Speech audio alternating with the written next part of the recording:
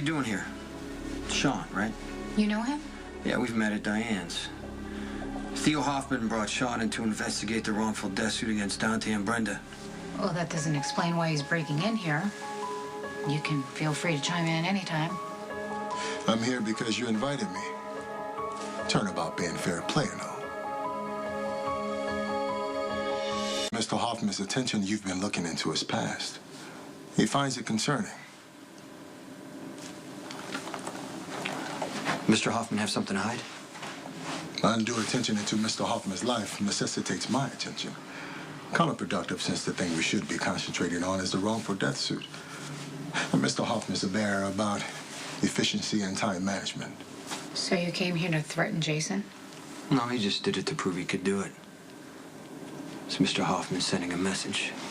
Considering your reputation, Mr. Hoffman thought getting you to back off might require something more than a simple request. Again, nothing personal on my part. You're not getting paid enough, Sean. Because clearly Mr. Hoffman didn't warn you of the risk involved in coming into my place uninvited. So we're clear, I've got no reason to wish you any harm. And that can always change. But for now, at least, technically, we're on the same side. I consider this your one free pass. If I catch you again, I'm just going to treat you like any other threat. Got it.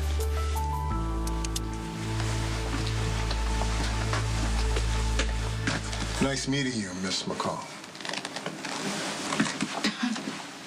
Well, of course he would know my name. How smooth the way he threw it out there on his way out the door. This guy's no amateur. Why would Theo Hoffman need a strong arm heading up his investigation? That's a good question. Let's find out. I don't appreciate being summoned out of bed in the middle of the night. Your retainer is not sufficient. No, my retainer is non-existent. You're off the payroll. Indeed? Yeah. Indeed. Just caught your investigator breaking into my place to send me a message on your behalf, and you know what? I don't accept messages from you. I pay you, and now I'm firing you, so go back and pack your bags, go back to Manhattan. I'll call Diane in the morning. And consider yourself lucky I'm only firing you. Lovely. I look forward to escaping this backwater and diving back into a city that offers real culture. I hope there's no hard feelings. I do wish you great good luck in finding another attorney who will protect Miss Barrett's interests. She requires a special kind of handling. What does that mean? Well, I questioned Brenda one night. I was quite easy on her, all things considered, and yet our Brenda fell apart. She confused one shooting with another, hiding behind hair and evasive eyes. Any reasonable, competent prosecutor would make mincemeat out of her. I can't worry about that anymore. How about your nephew, Michael Corinthos? Can you spare any worry for him? What about Michael? Now, correct me if I'm mistaken, but Michael is paroled into Detective Falconeri's custody. Once the detective is implicated in a murder cover-up, well, at least they won't be separated.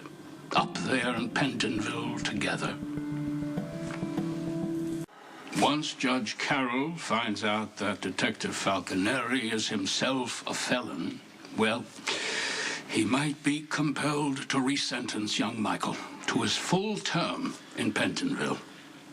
What a pity that would be. You heard Jason. You're fired. No. Get the hell out of here. Sam. He's right.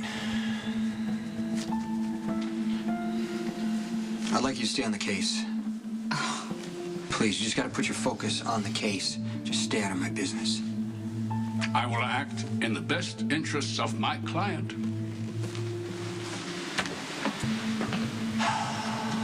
You do realize you just gave Hoffman a master class on how to manipulate you.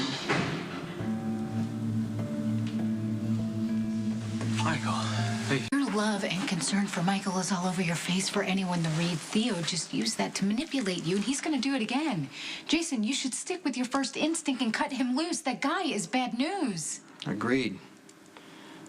But until I know how bad, I want to keep Theo close.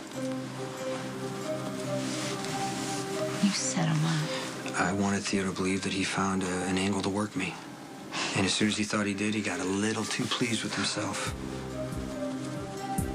Theo's just showing me who he really is.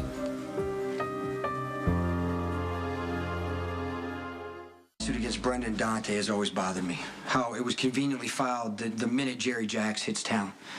So, we can reasonably assume that he was hired by the Balkan. Okay, but what does that have to do with Theo? Okay, what are the odds that the perfect guy to defend Dante and Brenda shows up days later? An associate of Diane's who happens to specialize in this type of law. It's just too many coincidences. So you think this is some carefully constructed plan? Yeah, and I want to investigate the family that instigated this lawsuit and every lawyer involved. Because if the Balkan hired Jerry, it's possible he hired Theo.